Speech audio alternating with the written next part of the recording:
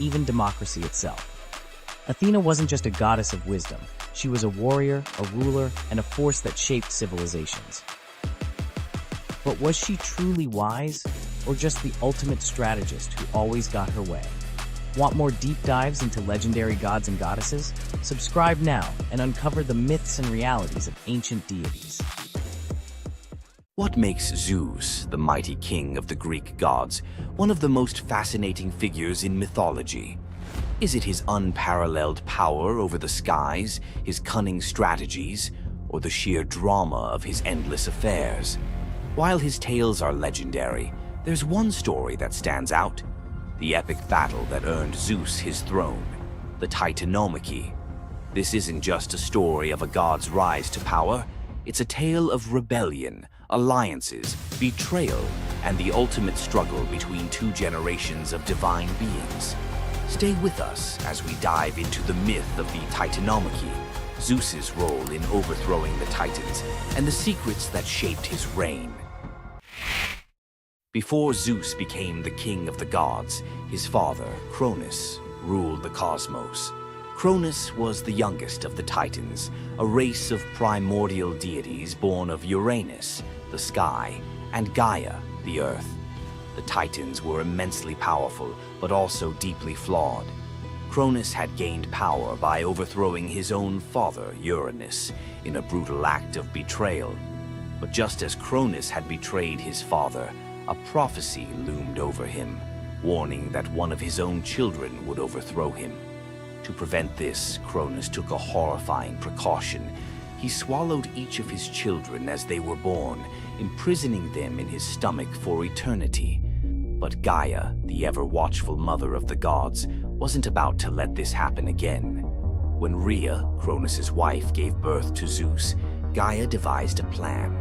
Rhea tricked Cronus by handing him a stone wrapped in swaddling clothes, which he swallowed, believing it was his newborn son. Meanwhile, Zeus was spirited away to a hidden cave on the island of Crete, where he was raised in secret. Zeus grew up under the care of nymphs and a goat named Amalthea, who nourished him with her milk.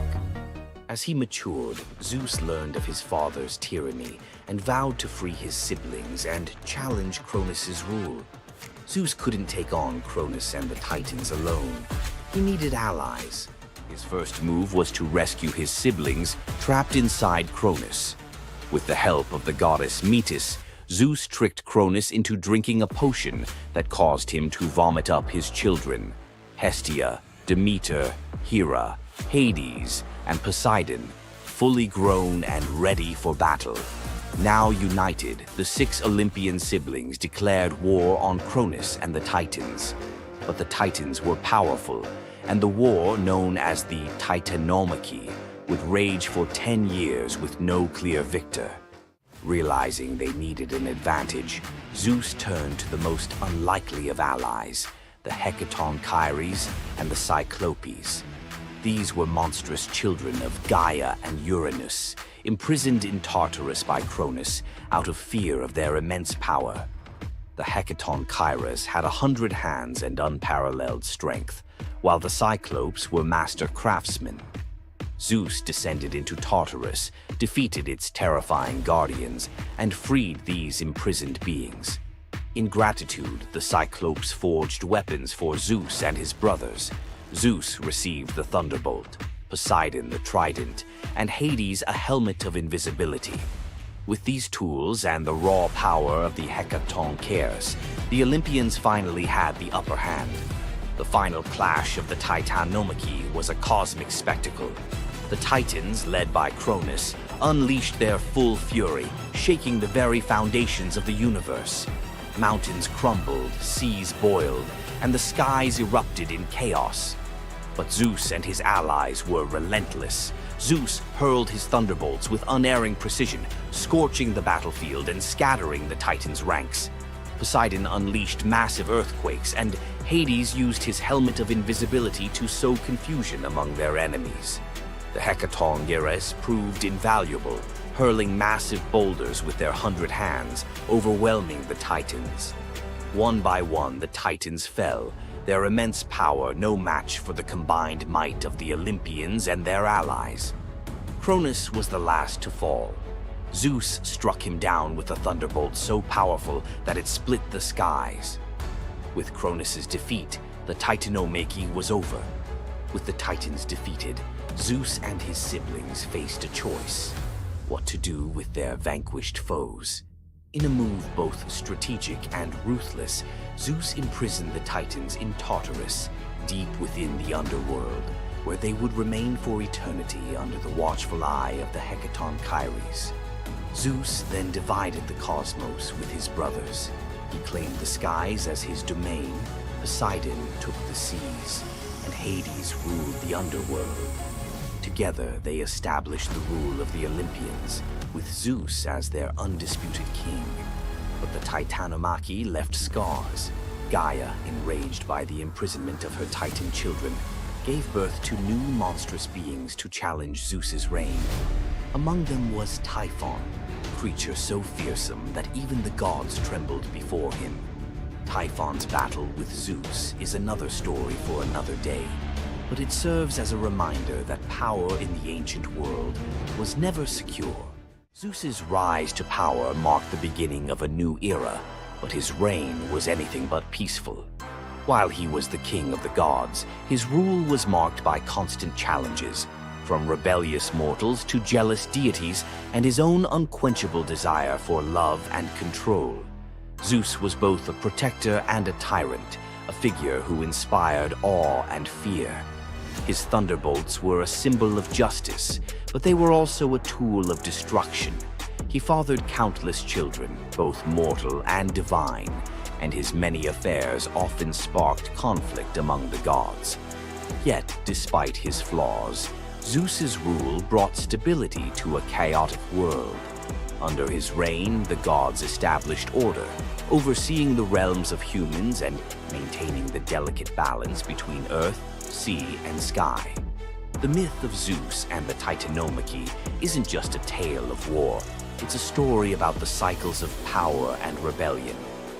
Just as Zeus overthrew Cronus, who had overthrown Uranus, Greek myths suggest that even the mightiest rulers are vulnerable to the forces of change. Zeus's story reminds us that leadership comes with its own set of challenges. It's not just about gaining power, it's about maintaining it, often at great cost. Zeus's rise to power is one of the most thrilling tales in mythology, filled with battles, alliances, and sacrifices. But what do you think? Was Zeus a just ruler, or was he simply another tyrant destined to fall like the Titans before him? Let us know your thoughts in the comments below. Don't forget to like this video if you enjoyed this dive into Greek mythology, share it with fellow myth lovers, and subscribe to our channel for more epic tales from the ancient world. Until next time, remember, the gods may rule from above, but their stories remind us of the struggles we all face below. You've heard of a goddess whose beauty was unmatched. But what if I told you that her beauty wasn't what it seemed? In fact, her allure led to some of the darkest consequences in ancient myth. This goddess, adored by many, held the power to captivate anyone with a mere glance. She was so beautiful that her charm could sway the gods, kings, and mortals alike. But this beauty came with a deadly price. The goddess we're talking about is none other than Aphrodite, the Greek goddess of love and beauty. While she is often depicted as the epitome of grace, sensuality, and allure, her beauty was more of a curse than a gift. Aphrodite's powers extended beyond just physical beauty. Her charm was irresistible, but it came at a cost. Her very presence could bring turmoil. Many heroes and kings fell victim to their obsession with her. Take Paris, for instance. His decision to choose Aphrodite as the fairest of the goddesses set in motion the events that led to the Trojan War. His desire for her beauty caused the death of thousands and the fall of Troy. But Aphrodite's beauty didn't just destroy men, it could break gods too. The tale of her and Ares, the god of war, exemplifies this. While Aphrodite was married to Hephaestus, the god of blacksmiths, her passionate affair with Ares led to chaos among the gods. Her beauty wasn't just about attraction, it caused jealousy, betrayal, and ultimately destruction. Despite her dazzling appearance, Aphrodite was also a figure of deceit and destruction, proving that beauty, when it holds such power, can be dangerous. It's no wonder the ancient Greeks warned that appearances can be deceiving. Aphrodite's beauty may have dazzled the world, but her story teaches us that sometimes what's on the surface can mask a much darker reality. So, was Aphrodite's beauty a blessing or a curse? The myths suggest that beauty, when wielded by the gods, is never what it seems. If you want to uncover more hidden truths about gods and goddesses from the ancient world, hit that subscribe button. There's so much more to explore in these captivating stories of the past. Imagine being one of the greatest hunters in the world, known for your unmatched speed and skill. But despite all your abilities, your destiny is determined by a simple golden apple. Let me tell you the tragic tale of Atalanta, the huntress who couldn't escape her fate. Atalanta was abandoned at birth by her father, Zeus, who didn't want a daughter. Left to die in the wilderness, she was raised by a she-bear, learning to hunt and survive. As she grew, Atalanta became a legendary warrior, her skills in hunting unmatched. But no matter how great she became, she could never escape one thing: her prophecy. A prophecy foretold that Atalanta would only marry a man who could outrun her in a race. As the years went by, many suitors came, eager to win her hand. But Atalanta, fiercely independent, defeated them all. Her speed was unbeatable, and no man could match her skill. Then came Meleager, a brave hero who had heard of Atalanta's strength and beauty. Unlike the others, he didn't boast about his abilities. Instead, he came prepared with a plan. Meleager, knowing Atalanta's curse, asked the goddess Aphrodite for help. She granted him 3 golden apples, which he used to distract Atalanta during their race. As Atalanta raced ahead, confident of her victory, Meleager tossed the apples one by one in her path. The golden apples were so beautiful, they distracted Atalanta just enough to slow her down. In the end, Meleager won the race, and Atalanta was forced to marry him, despite her reluctance to give up her independence. But the story doesn't end in happiness. Atalanta and Meleager's marriage was plagued with regret. Atalanta, still driven by her need for freedom, felt trapped by the very love she couldn't escape. And in the end, Meleager, whose destiny was also marked by the gods, tragically died before she could ever truly be free. Atalanta's story is a tale of love, fate, and the clash between personal destiny and desire. Despite her unmatched strength and independence, her fate was sealed by love, and her story remains a tragic reminder of how even the most powerful can be brought down by what they cannot control. If Atalanta's bittersweet story of fate and love left you in awe, subscribe for more untold Greek myths and the heroes who shaped the ancient world. Loki's punishment was brutal. Bound deep within a cavern, his body lashed to 3 jagged rocks with the entrails of his own son. Above him, a serpent hung poised, venom dripping relentlessly onto his exposed skin. This scene, drawn from the poetic Edda and the prose Edda, became a symbol of both divine vengeance and suffering that echoed through Norse legend. But the gods never counted on one presence: Sigyn, Loki's faithful wife.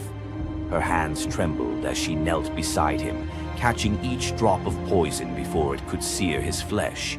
Her quiet devotion became a fragile shield against the god's wrath. Why did she choose loyalty over escape? The answer reveals a truth about love that endures even when the world itself seems lost to darkness.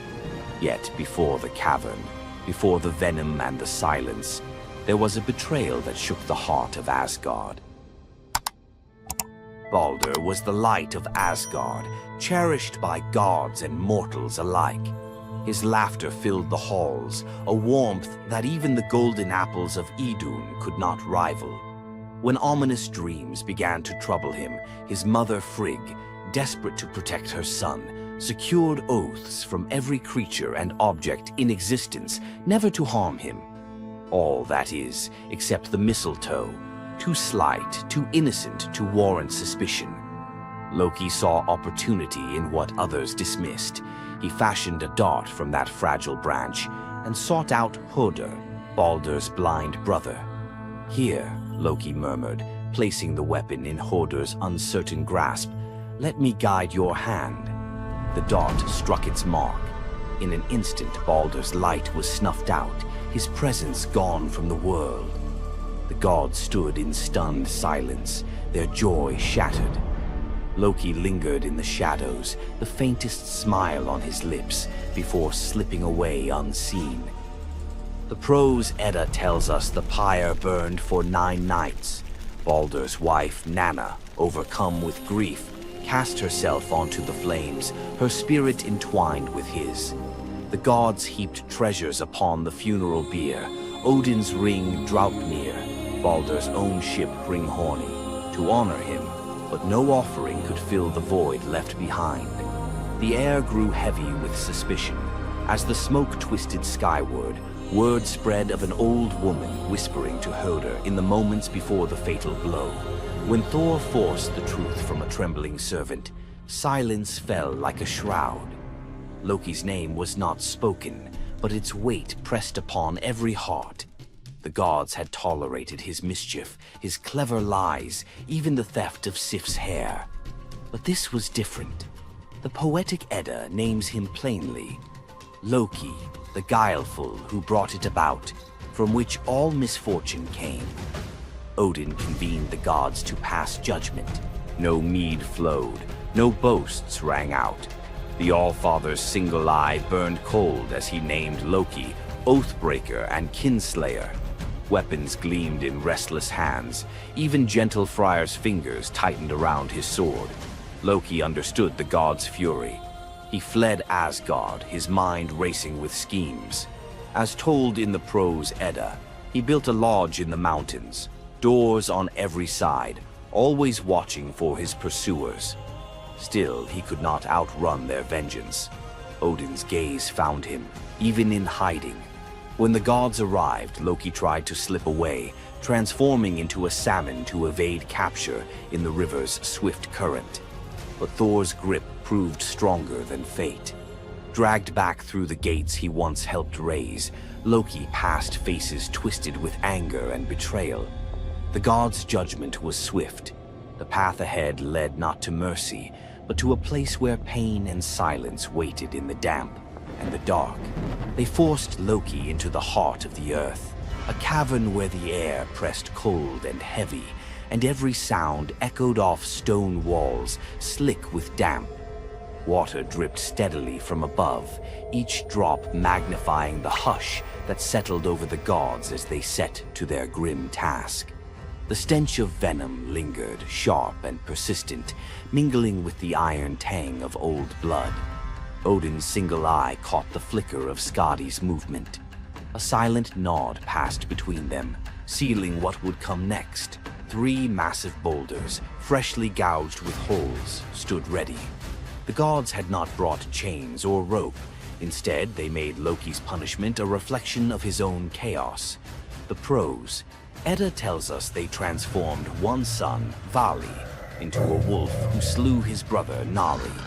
With the entrails of Nari turned to iron by the god's will, they bound Loki fast, wrists, neck, thighs, and ankles locked tight against the unyielding stone. As the Völuspá declares, with the guts of his ice-cold son, the killer is bound. Each knot and twist was deliberate, a reminder that his own blood now held him captive. The weight of the rocks pressed into his flesh, a constant ache that would never fade. Skadi stepped forward, her presence sharp as frost. In her hands, a serpent writhed, its fangs gleaming. She fixed the creature to a stalactite directly above Loki's face. "For Baldur," she said, her voice steady and cold. The serpent's jaws parted, and a bead of venom gathered at its tip. It hung for a moment, then fell. Loki's scream reverberated through the cavern, his body arching in agony as the venom burned into his skin. The pain was relentless, searing into bone, and the world above felt its echoes, earthquakes shaking Midgard, rivers shifting, the roots of Yggdrasil quivering. The gods watched in silence, their faces unreadable. Justice, they believed, had been served. As the serpent's venom continued its slow assault, the rhythm of torment became all-consuming. The next drop formed, poised to fall. Then a figure emerged at the edge of the chamber, a woman, silent, a wooden bowl cradled in her hands. Sigin's arms were blistered, her sleeves stained, but her grip was unwavering as she stepped into the circle of pain. The cavern held its breath. Sigyn knelt, her presence a quiet defiance. The venom hissed into the bowl, wood darkening with each drop. The gods turned away, their judgment complete, but the story within the cavern was only beginning. The bowl rested in Sigyn's hands, its wooden sides polished by hours of silent endurance. She knelt on the cold stone, skirts bunched beneath her, and waited for the serpent's venom to fall. The first drop struck with a hiss, a thin wisp of smoke curling up as Loki's breath caught in his throat. She kept her gaze fixed on the bowl, her resolve anchored by the rhythm of her task. Time unraveled in the cavern, marked only by the relentless cadence of the venom. Drip, catch. The liquid sizzled as it struck the wood, the heat seeping through Sigyn's calloused palms. Each shift of her grip was subtle, a quiet adjustment to keep the bowl steady as her arms ached. Above, the serpent's shadow twisted over the stone, its coils unmoving, its venom gathering in slow, deliberate drops. Loki whimpered, bracing for pain that had become his constant companion. The sound of his dread was sharper than his cries. The air hung heavy with the stench of scorched flesh and the metallic sting of poison. The darkness pressed in, broken only by the faint glimmer of Sigyn's tears as they mixed with venom in the bowl, each drop a testament to her resolve. The silence between drops was punctuated by Loki's ragged breaths and the distant echo of water dripping from the cavern walls. Sigyn's world narrowed to the weight in her arms and the threat above. The bowl filled, the venom rising perilously close to the rim. Sigyn's muscles trembled, but she did not let her grip falter.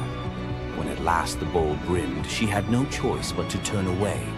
In that brief moment, as she emptied the venom onto the rocks, Loki's body convulsed, his scream raw and unrestrained. The poison ate into the stone, leaving blackened scars as Sigyn hurried to wipe the bowl clean and return to her vigil. For time beyond reckoning, Sigyn remained. The myth offers no window into her thoughts, only the image of her kneeling, unwavering as Loki's mind splintered under the weight of his agony. Was she remembering laughter in sunlit halls, or simply unable to imagine leaving him alone in the dark? The venom's rhythm never changed. The bowl would fill. Loki would suffer. Sigyn would endure. In the hush that followed each scream, a question lingered, one that neither gods nor mortals could answer. Love in the dark was never simple. While the gods turned away, Sigyn remained, her presence reshaping the meaning of Loki's punishment. His betrayals had echoed through Asgard, yet her loyalty was a force the gods never expected. The Eddas offer no window into Sigyn's thoughts, recording only her actions. Blistered hands, a steady bowl, venom caught before it could sear flesh. This silence leaves space for us to wonder. Was it love that held her there, or a deeper sense of duty, something older and more enduring than the gods' own laws? Loki, once the master of deception, now depended on the mercy of the one he had so often left in the shadows. When the bowl overflowed and Sigyn turned away, each drip crept like fire through him, twisting his features in agony. His eyes, when they met hers, flickered with both gratitude and resentment. He needed her, but the venom's torment mingled need with bitterness. Still, Sigyn returned every time, catching the next drop before it could fall. The myths do not say what passed between them in those moments, only that she stayed, her resolve unbroken. Scholars often call Sigyn the embodiment of loyalty, the ultimate symbol of spousal devotion. Yet, her sacrifice was more than an act of love. It was a quiet rebellion. By kneeling in the cavern, she defied the gods' vision of justice. Odin had crafted Loki's punishment to be absolute, to break him alone in the dark. Sigyn's refusal to abandon her husband became a shield, her presence a silent protest that denied the gods complete victory. The Eddas never assign her a motive, leaving modern readers to fill the silence with their own questions and interpretations. Was her endurance an act of compassion or a challenge to the order imposed by the gods? Each drip marked the passage of time, each bowlful a measure of suffering and steadfastness. Loki's laughter, once quick and sharp, faded into broken gasps. His words, sometimes curses, sometimes pleas, found no purchase. Sigyn's hands grew raw and ruined, but she did not falter. The cycle of pain and mercy continued, unbroken. In the end, it was not just Loki who endured the gods' punishment. Sigyn's vigil transformed it, turning isolation into a shared ordeal. In the darkness, her silent defiance and unwavering love became part of the myth, a testament to the power of presence, even when the world has turned away. Sigyn's vigil stands as one of Norse myth's quiet marvels, a steady presence in the shadows, her strength measured not in battle, but in endurance beside the one the gods condemned. As Loki writhed beneath the venom's relentless burn, Sigyn's hands never wavered. The Eddas remember her not for words or deeds of glory, but for the silent rhythm of her care. Her story reminds us that sometimes love endures in darkness. Sigyn's vigil continues until the twilight of the gods, Ragnarok, whenever that may come. Would you have stayed? If Sigyn's silent strength moved you, let us know in the comments or share your favorite Norse hero below. Imagine having a wish so powerful that everything you touch turns to gold. Sounds like a dream, right? But for King Midas, this dream turned into a nightmare. Let's dive into his tragic story. Once upon a time, King Midas ruled over a prosperous kingdom known for his wealth and opulence. But Midas wasn't just content with riches. He wanted more. He wished for the ability to turn anything he touched into gold. One day, the god Dionysus appeared before him and, impressed by Midas's devotion, granted him the wish. At first, Midas was overjoyed. Everything he touched, his food, his treasures, his furniture, transformed into gold. His wealth grew beyond imagination, and his joy knew no bounds. But soon, Midas realized the curse of his wish. He touched a rose, gold. He touched his food, gold. Desperate for a meal, he tried to drink water, gold. In horror, Midas realized that even his daughter, whom he loved dearly, turned into a lifeless golden statue when he touched her. Furious with the consequences of his greed, Midas begged Dionysus for mercy. The god, seeing the king's suffering, told him to wash in the river Pactolus. And in that moment, Midas's golden touch was taken away. The river's waters, now imbued with Midas's curse, carried gold downstream, forever tainting the land. King Midas's story is a reminder that greed often blinds us to the consequences of our desires. His once prized gift became his greatest curse, teaching us that not all treasures are worth the price. If King Midas's tale of power and greed left you thinking, make sure to subscribe for more epic Greek myths and their timeless lessons. Stay tuned for more stories of fate, love, and the gods' wrath. You thought fairy tales were magical. Think again. The real origins of these classic tales are disturbing, gruesome and filled with horror. Many of these stories have been sanitized for modern audiences, but their original versions were filled with betrayal, curses, and brutal consequences. From Pinocchio's horrifying fate to the true story of Bluebeard, let's dive into the darker side of fairy tales that history tried to erase. Fairy tales weren't always about happily ever after. Many of them were cautionary tales, warning of real dangers, human cruelty, and supernatural horrors. 1. The original Pinocchio, a gruesome fate. Before Disney made him a lovable puppet, Carlo Collodi's original Pinocchio was a terrifying little troublemaker. Instead of learning his lesson, he was hanged from a tree by a group of bandits, left to suffocate as a punishment for his misdeeds. 2. Bluebeard, the serial killer's tale. Bluebeard was not a misunderstood nobleman. He was a full-blown serial killer. In Charles Perrault's version, Bluebeard marries multiple women and forbids them from entering one locked room. When his latest wife disobeys, she discovers the corpses of his past wives hanging from hooks. He nearly kills her too, but she's saved at the last second by her brothers.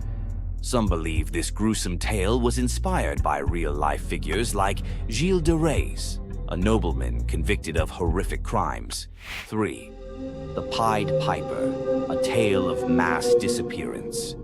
The Pied Piper of Hamelin was not just about a man who played music to lead away rats. He also took the children. In some versions, the town refuses to pay him for his services, so he takes revenge by luring all of their children into a cave, where they are never seen again. Historians believe this could be based on a real event, where an entire group of children from Hamelin mysteriously vanished in the Middle Ages. 4. Rumpelstiltskin, a vengeful trickster. In the original versions of Rumpelstiltskin, when the young queen guesses his name, he doesn't just leave. He flies into a rage so intense that he tears himself in half. In some versions, he stomps on the ground in fury, falling into a pit and disappearing forever. His obsession with taking the queen's child has led some to believe he wasn't just a trickster, but something far darker. 5. The Robber Bridegroom, a wedding night nightmare. This lesser-known grim tale tells the story of a young woman forced to marry a wealthy man. Suspicious of her husband-to-be, she follows him to his home, only to discover that he and his band of robbers murder and eat women. She watches in horror as they butcher a young girl, cutting her into pieces. Luckily, she escapes and exposes them, leading to their execution. 6. The Juniper Tree, a tale of cannibalism and revenge. One of the most horrifying grim fairy tales, The Juniper Tree tells of a stepmother who decapitates her stepson, cooks his body, and feeds it to his unsuspecting father. The boy's sister buries his bones under a juniper tree, and from the tree the boy returns as a vengeful spirit, transforming into a bird and dropping a millstone on his stepmother, crushing her to death. 7. The Girl Without Hands, a story of betrayal and survival. In this disturbing fairy tale, a poor man accidentally sells his daughter to the devil in exchange for wealth. When she resists the devil's temptations, her own father chops off her hands to fulfill the bargain. Eventually, she escapes, gains magical silver hands, and finds a happier fate, but not before enduring unimaginable suffering. Why were these stories so disturbing? Fairy tales weren't just for children. They were warnings, morality lessons, and sometimes outright horror stories meant to instill fear and obedience. Over time, many of them were altered, softened, or rewritten to make them more acceptable. Which of these dark fairy tales shocked you the most? Want to uncover more forgotten stories and chilling legends? Subscribe now and dive into the forgotten history of fairy tales. Centaurs, half man, half horse, heroes or savages? Think you know the full story? Wait until you uncover the darker side of these iconic creatures.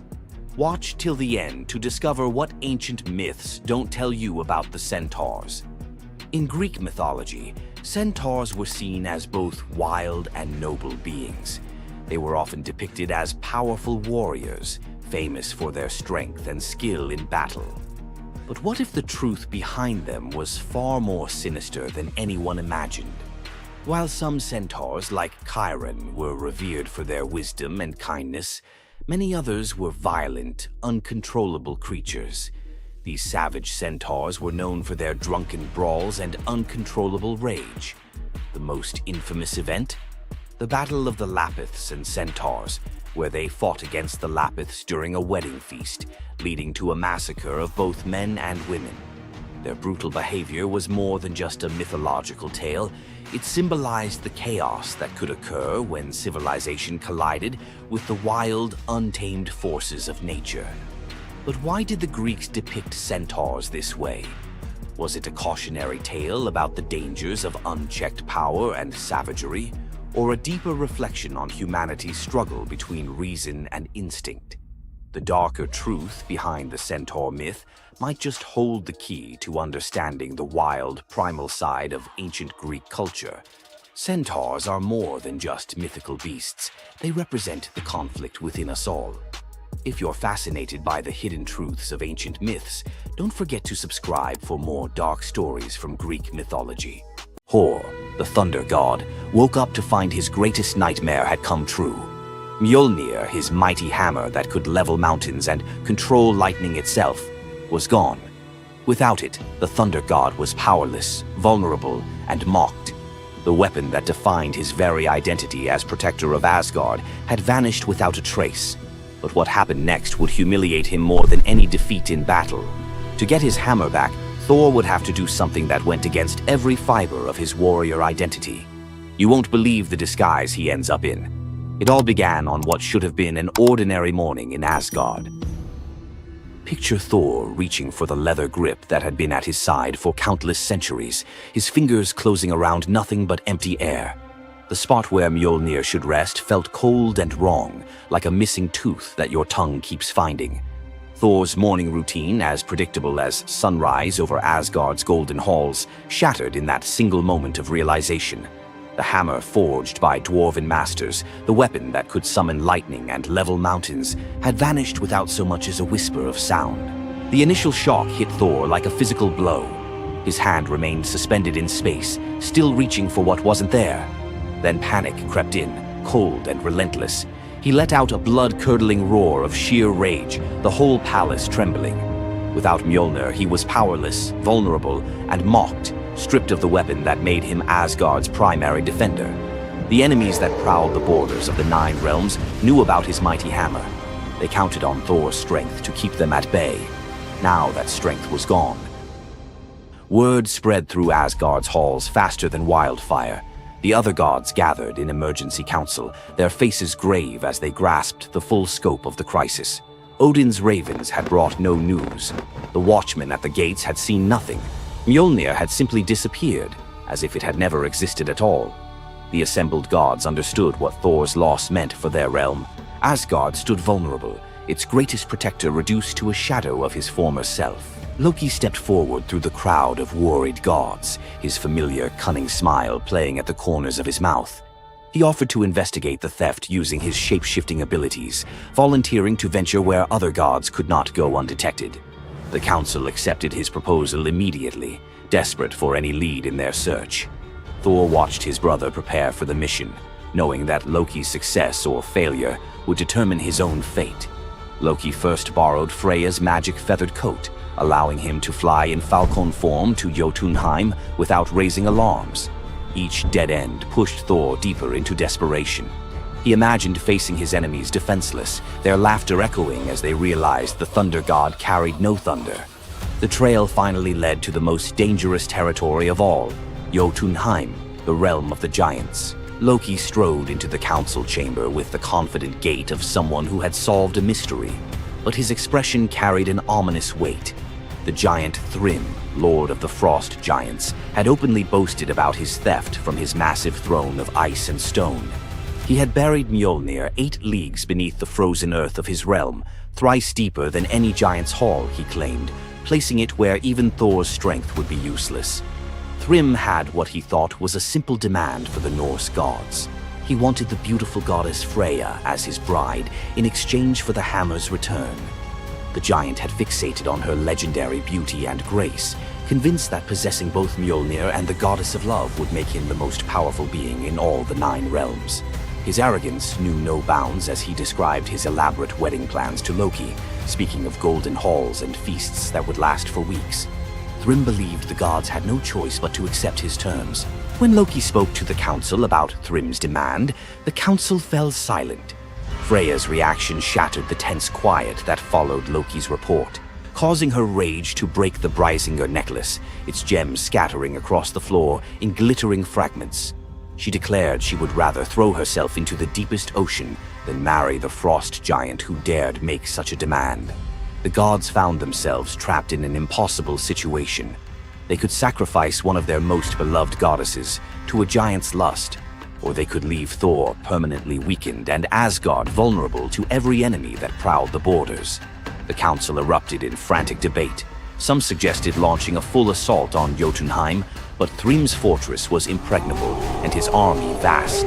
Others proposed trickery or negotiation, but every path led to either devastating war or humiliating surrender. Heimdall, the far-seeing guardian who watched over the Rainbow Bridge, had remained silent throughout the heated discussions. When he finally spoke, his words stopped every conversation in the hall. His suggestion was so outrageous, so completely unthinkable, that even Loki's jaw dropped open in shock. The gods stared at Heimdall as if he had lost his mind, but they were out of other options. What he proposed, however, would challenge everything Thor stood for as a warrior. Heimdall's words hung in the air like a challenge to the very foundations of Norse honor. The far-seeing god had suggested that Thor disguise himself as a bride and infiltrate Thrym's wedding feast to recover Mjolnir. He spoke with calm authority, tie housewife's keys about his waist, and pin bridal jewels upon his breast. The idea was so fundamentally opposed to Norse concepts of masculine honor that Thor's initial response shook the very walls of Asgard. He declared the plan preposterous and swore he would never hear the end of it if word spread that the Thunder God had dressed as a woman. The assembled gods watched in tense silence as their mightiest protector wrestled with a challenge that could not be solved through brute force or lightning strikes. They had already considered launching a full assault on Jotunheim, but Thrym's fortress was impregnable and his army vast. No other choice remained. Thor paced the hall like a caged wolf, his massive fists clenched as he grappled with the impossible choice between his warrior's pride and his duty to protect Asgard. Every instinct in his body rebelled against the idea of abandoning his identity as a fearsome warrior to play the role of a delicate bride. Loki stepped forward with barely contained excitement, volunteering to accompany Thor as his maidservant. The trickster god's eagerness to participate in this elaborate deception revealed his true nature. While Thor struggled with the concept, Loki was already plotting the specifics of costumes, mannerisms, and the lies they would need to maintain throughout their dangerous mission. The transformation began with layers of bridal linen draped over Thor's massive frame. Servants brought forth delicate jewelry, housewife's keys that symbolized domestic authority, and a dainty hood for his head. Finally came the precious necklace of Brysinger. Each item added to the disguise felt like another blow to Thor's warrior identity. When he finally looked at his reflection, the god of thunder saw an unconvincing bride staring back at him. Thor finally accepted the plan because no alternative existed. The unlikely pair prepared to set off for enemy territory, where their deception would face its ultimate test among giants, eager to celebrate their lord's triumph. The great hall of Thrym's fortress buzzed with excitement as giants gathered to witness their lord's marriage to the most beautiful goddess in all the 9 realms. Thor sat at the high table in his bridal disguise, surrounded by massive frost giants who raised their drinking horns in celebration. The feast spread before them displayed the giants' wealth and power. Roasted oxen filled enormous platters, fresh salmon gleamed on silver dishes, and barrels of mead stood ready to fuel the night's festivities. Thor's legendary appetite struck like a thunderbolt. He polished off an ox and ate whole salmon in moments, tearing through the meat as if he hadn't eaten in weeks. 3 measures of mead vanished as quickly as if someone had poured them into a bottomless pit. The assembled giants watched in stunned silence as the delicate bride consumed more food than most warriors could handle. Thrym's eyes narrowed with growing suspicion. This goddess ate like a battle-hardened warrior, returning from a long campaign, not like the refined Freya he expected to marry. Loki stepped forward with the smooth confidence of a master storyteller. He spun a tale about Freya's 8-day fast in eager anticipation of reaching Jotunheim and marrying the mighty Thrym. The explanation painted a picture of a lovesick goddess, so excited about her wedding that she had refused all food during her journey. The giants nodded in understanding, their suspicions melting away as they accepted this romantic explanation. Thrym felt honored by such devotion and relaxed completely, his doubts vanishing. Beneath his bridal veil, Thor's rage simmered like molten metal ready to explode. Every moment at the feast brought new challenges as he struggled to maintain feminine mannerisms while surrounded by his enemies. His massive hands shook with barely controlled fury as he watched the giants celebrate what they believed was their victory over Asgard. The critical moment finally arrived. Thrym commanded his servants to bring Mjolnir forth, the very moment Thor had trained his eyes on since dawn. The servants placed the legendary weapon before the disguised bride as part of the traditional ceremony. Thor's fingers closed around Mjolnir's familiar handle, and lightning immediately crackled through the hall. He ripped away his bridal veil and roared his true identity to the shocked giants. Thrym's eyes widened in terror as he realized the bride he had been celebrating was actually the god of thunder himself. Thor swung Mjolnir, killing Thrym instantly after crushing his skull with Mjolnir, then turned on the assembled giants, and even the pleading giantess met Mjolnir's crack before the hall fell silent. The theft that had begun with arrogance ended in complete destruction. This tale reveals how even the mightiest heroes must sometimes sacrifice their pride to protect what matters most. Back in Asgard, the Aesir never spoke of the bearded bride again, though a few still hide a smirk when Thor raises Mjolnir. And we end this story with a very valuable lesson. Never steal Thor's hammer. And if you're going to, don't make him dress like a woman.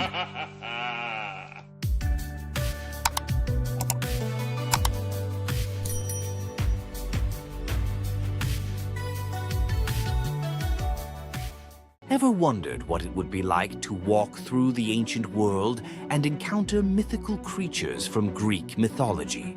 Get ready to meet the beasts that shaped legends.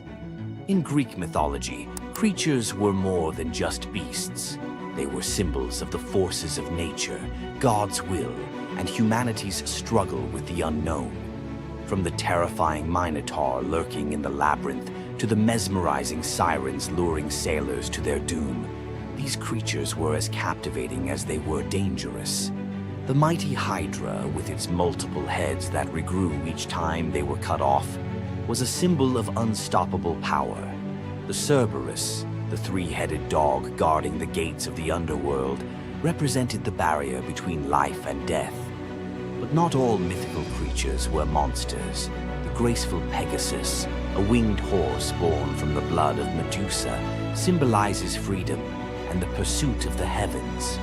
These creatures still live on in our stories, haunting the shadows of ancient Greece and whispering through the winds of time. Which Greek mythological creature fascinates you the most? Share your thoughts and don't forget to subscribe for more legendary tales from Greek mythology.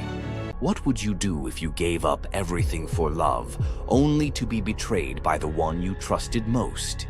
In the Greek myth of Medea, love led to ultimate revenge, and the consequences were deadly. Let's dive into this tragic tale.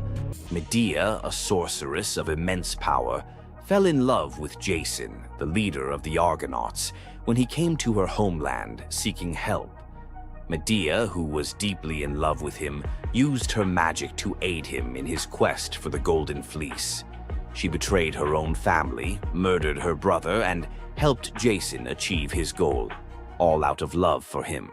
Once Jason had the fleece, Medea fled with him to Greece, where they started a life together. But as time went on, Jason's love for Medea faded. He decided to marry Glauce, the daughter of Creon, the king of Corinth, in an effort to secure a more powerful position. Medea, heartbroken and furious at the betrayal, decided to exact her revenge. She used her powers to craft a poison so deadly that it would burn Glauce alive when she put on a beautiful dress that Medea had sent her as a gift. But Medea didn't stop there. In her grief and rage, she murdered her own children, Jason's children, to ensure he would suffer the most for his betrayal. The pain of losing everything she loved was unbearable, and Medea, having left nothing behind but destruction, fled to Athens, leaving Jason to wallow in his sorrow and regret. Medea's story is a tragic reminder of the destructive power of betrayal and the extreme lengths to which love can drive someone. Sometimes love is not only blind, but it can also lead to devastation and vengeance. Does Medea's vengeance leave you thinking about the darkest side of love? Subscribe for more ancient Greek myths filled with twists, power, and passion. Imagine a woman so terrifying that a single glance from her could turn anyone into stone. Medusa, a name that echoes through history as a monster, a villain, and a symbol of pure horror. But what if everything you thought you knew about her was wrong? Medusa wasn't always a monster. Her story is one of betrayal, injustice, and a curse she never deserved. She wasn't born a villain. She was made into one by the gods themselves. But even as a victim, she found a way to turn her tragedy into power. Today, we'll unravel the myth of Medusa and discover the deeper truth behind her story. From her tragic origins to her transformation into a feared gorgon, to her epic confrontation with Perseus. This is the tale of Medusa like you've never heard it before. Long before the snakes, before the curse, Medusa was a mortal woman of extraordinary beauty. She wasn't born a monster. She was born human, the daughter of the sea gods, Phorcys and Ceto. While her sisters, Stheno and Euryale, were immortal gorgons, Medusa stood apart as the only mortal among them. But it wasn't her mortality that set her apart. It was her beauty. Medusa's golden hair, radiant complexion, and striking eyes captured the attention of everyone, even the gods. She served as a priestess in the temple of Athena, goddess of wisdom and war, vowing to remain pure and devoted to the goddess. This is where her life took a tragic turn. According to the myth, Poseidon, the god of the sea, became infatuated with Medusa. Overcome by desire, he pursued her relentlessly, and one fateful day he cornered her in Athena's temple. Medusa, defenseless, could not escape his wrath. But instead of protecting her, Athena turned her fury against Medusa. The goddess, enraged by the desecration of her temple, cursed Medusa for what had happened, punishing the victim instead of the perpetrator. Athena's curse transformed Medusa into a gorgon, a being so hideous that no one could bear to look at her. Her golden hair turned into a nest of venomous snakes, and her eyes became so powerful that a single glance could turn living creatures to stone. This moment defined Medusa's new existence. Once revered for her beauty, she was now feared and hunted as a monster. But beneath the horror of her transformation lay a deeper question. Was Medusa truly cursed, or had she been given a weapon to defend herself in a world that had betrayed her? Medusa fled from civilization, retreating to a remote island where she lived in solitude. Here she came to terms with her new form and the terror it inspired. The snakes in her hair hissed constantly, and her reflection, once a source of pride, was now a weapon she couldn't dare to look at. But the world wouldn't let her rest. Tales of the monster of the island spread across Greece, and soon warriors came seeking glory by trying to slay her. None succeeded. Each challenger who entered her domain fell victim to her petrifying gaze, their bodies forever frozen in stone. Medusa's life became one of survival, fending off those who sought to destroy her while grappling with the isolation of her curse. She was trapped in a cycle of violence she didn't choose, but couldn't escape. As the years passed, Medusa's story became twisted. In the eyes of mortals, she was no longer the victim of a cruel curse, but a monster to be feared. The tragic young woman was lost to legend, replaced by the image of a terrifying villain. Enter Perseus, a young demigod with a destiny to fulfill. Tasked with bringing back Medusa's head as proof of his strength, Perseus embarked on a perilous journey to find her. But unlike the warriors before him, Perseus wasn't relying solely on his skill. He had the favor of the gods. Athena and Hermes provided Perseus with gifts to help him on his quest. Winged sandals to fly, a reflective shield to avoid Medusa's gaze, and a sword sharp enough to cut through anything. Most importantly, he was given a magical bag to safely carry her severed head. Perseus's journey to Medusa's lair was filled with danger, but none compared to the final challenge, facing the Gorgon herself. When Perseus arrived, Medusa was sleeping. For the first time in years, she looked peaceful, an almost human reminder of who she once was. But Perseus couldn't afford to hesitate. Using the reflective shield as a mirror, he avoided her petrifying gaze and struck with precision, severing her head in one swift motion. The blood that spilled from Medusa's neck gave birth to two incredible beings, Pegasus, the winged horse, and Chryser, a golden giant.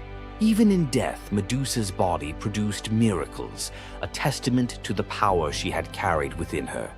Perseus carried Medusa's severed head back to Greece, where it became both a trophy and a weapon. Her gaze retained its power, turning enemies into stone, and Perseus used it to defeat his foes and protect his people. But Medusa's story didn't end with her death. Over time, her image transformed from that of a monster to a symbol of strength and defiance. Women, especially, began to reclaim her story, seeing her as a figure who resisted the gods and survived unimaginable betrayal. Today, Medusa is more than a mythological figure. She's an icon. Her face appears in art, literature, and even modern movements that challenge systems of power and oppression. But the question remains, was Medusa truly a monster, or was she a victim of a world that feared her power?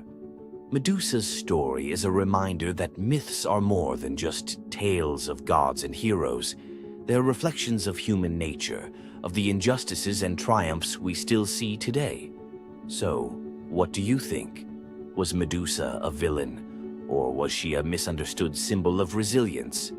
Leave your thoughts in the comments. Give this video a like if you found her story as fascinating as we did. And don't forget to subscribe to the channel for more deep dives into the myths and legends that continue to shape our world. Until next time, keep questioning, keep exploring, and keep looking beyond the surface. Athena, the goddess of wisdom, war, and strategy, was one of the most powerful deities in Greek mythology. Feared by enemies, honored by heroes, and even challenging Zeus himself, Athena's legacy shaped legends, wars, and the very foundations of civilization. But was she truly a goddess of justice, or was there a darker side to her wisdom? Let's dive into the real story of Athena.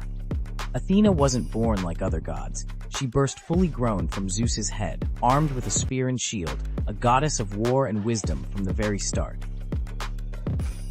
But her story is more than just divine power. It's one of strategy, conflict, and influence that shaped the Greek world. The protector of heroes, Athena wasn't just a warrior. She was a tactician, a guide, and the ultimate ally to heroes. She helped Odysseus outwit the gods, gave Perseus the shield to defeat Medusa, and was the unseen force behind many Greek victories. The battle for Athens, Athena and Poseidon competed for control of the greatest city in Greece. Poseidon offered a mighty ocean, but Athena gave the olive tree, a symbol of wisdom and prosperity. The people chose her gift, and Athens was named in her honor. The merciless judge?